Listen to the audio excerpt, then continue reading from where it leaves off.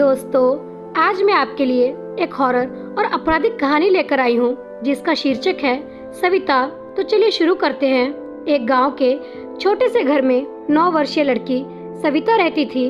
पढ़ने में बहुत होशियार थी। अपनी कक्षा में हमेशा प्रथम आती थी। घर के अन्य 4 भाई और बहनों में सबसे छोटी थी। बड़ी होकर वो डॉक्टर बनना चाहती थी। उसके साथ उसकी कक्षा में पड़ोस में रहने वाली उसके कुनबे के चाचा की लड़की कविता भी पढ़ती थी। दोनों हम उम्र थी और अच्छी सहेली भी थी।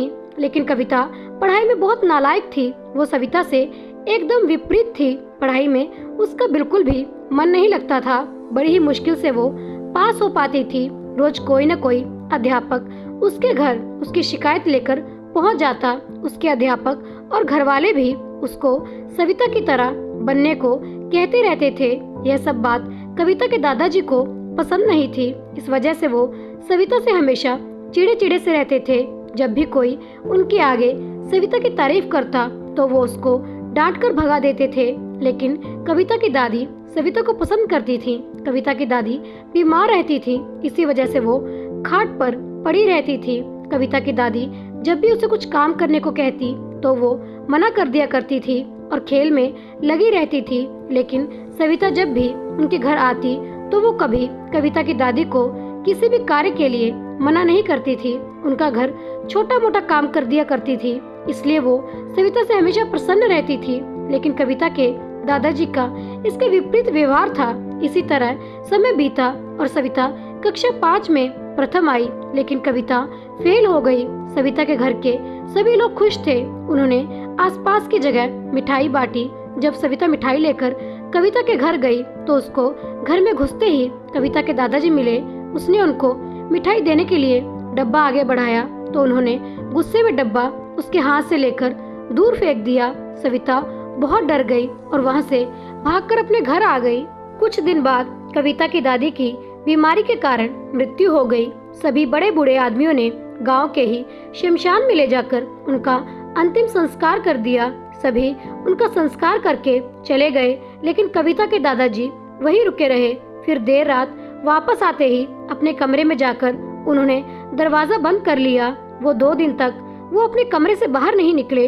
इधर सविता का विद्यालय भी खुलने ही वाला था, लेकिन विद्यालय खुलने से पहले वो बीमार पड़ गई। उसके घर वालों ने उसको गांव के ही डॉक्टर से दवा दिलवा दी, लेकिन विद्यालय खुलने के बाद भी उसकी तबीयत ठीक नहीं हुई। दिन ब दिन वो कमजोर होती जा रही थी। उसके माता पिता ने कई अच्छे अच्छे डॉक्टरों को दिखा दिया था, लेकिन उसकी बीमारी किसी की पकड़ में नहीं आ रही थी। डॉक्टर बस कमजोरी ही बता रहे थे और टॉनिक दिए जा रहे थे।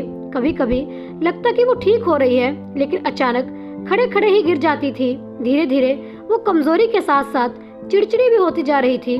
अब तो वो अपने पैरों पर ठीक से खड़ी भी नहीं हो पाती थी। इसी तरह से 1 साल बीत गया। उसका विद्यालय भी छूट गया था। कोई डॉक्टर उसको ठीक नहीं कर पाया था। वो अब घर में सभी का नाम लेकर बुलाती थी, यहाँ तक अपने माता पिता को भी नाम लेकर बुलाती थी। एक बार उनके किसी रिश्तेदार ने बताया कि ये कोई ऊपरी चक्कर भी हो सकता है, आप इसको किसी भूत भगाने वाले को दिखा लो, हो सकता है कि कोई भूत बाधा हो। सविता के माता पिता ने ऐसा ही किया। उसको एक टोना झाड़ने वाले के पास ले गए। उसने उसको देखा और मन ही मन कुछ मंत्र पढ़े और फिर उनको कोई विभूत दे दी और कहा इसे 1 महीने तक रोज चटाना है।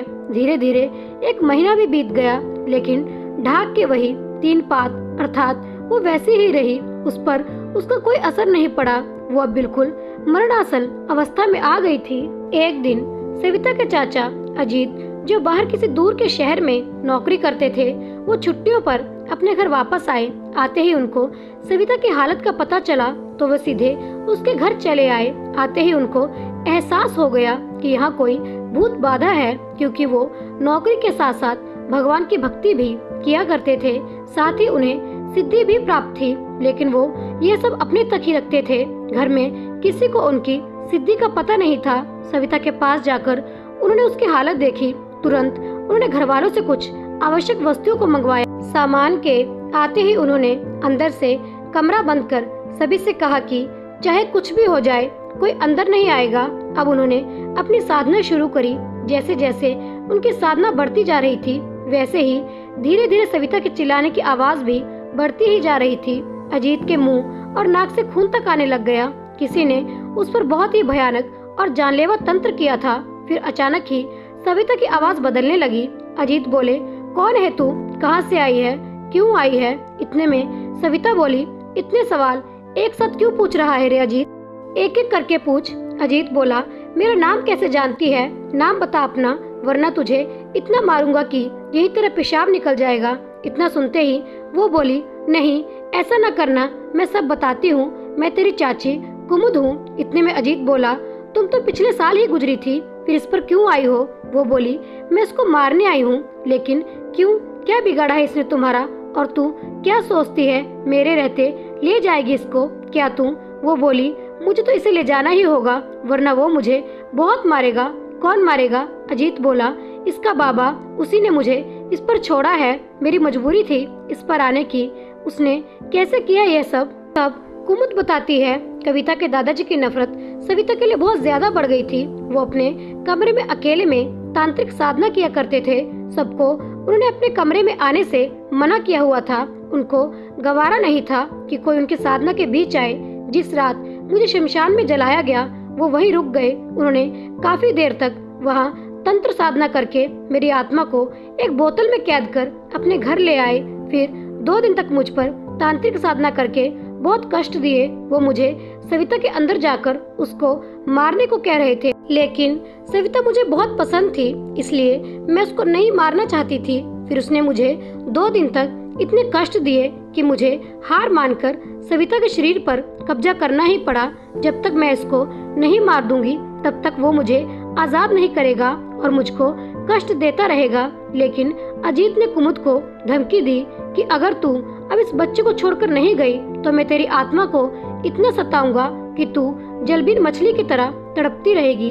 फिर अजीत ने सविता पर मंत्र फूके हुई भभूति फेंकनी शुरू कर दी। इतने में ही वो जलन से चिल्लाने लगी, बोली, छोड़ दो मुझे, मैं जा रही हूँ। इतना कहकर वो उसमें से निकलकर चली गई। फिर अजीत ने उसे उसी कमरे में बैठे बैठे कुमुद के पति अर्थात कविता के दादा को पीटना शुरू कर दिया।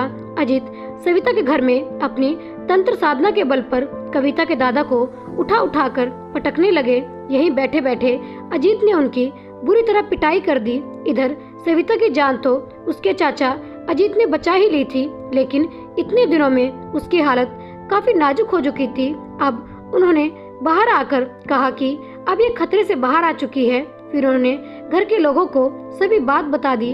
अगले दिन कविता के दादा की हालत पतली दिख रही थी। उन्होंने सभी से अपना मुंह छुपाया हुआ था ताकि रात में हुई उनकी पिटाई के निशान किसी को नजर न आए। सविता के चाचा ने जाते जाते कहा था कि कुछ दिनों में ये जब चलने फिरने के लायक हो जाए तो इसको 9 देवियों को दर्शन के लिए ले जाना, तभी यह पूर्णतः स्वस्थ हो पाएगी। सविता अब पहले से काफी स्वस्थ हो चुकी थी। उसको लेकर उसके माता पिता पूरे परिवार सहित 9 देवियों को दर्शन के लिए चले गए। लगभग 12 दिन तक पूरे परिवार ने देवी दर्शन और सविता की मंगलमय कामना में बिताए।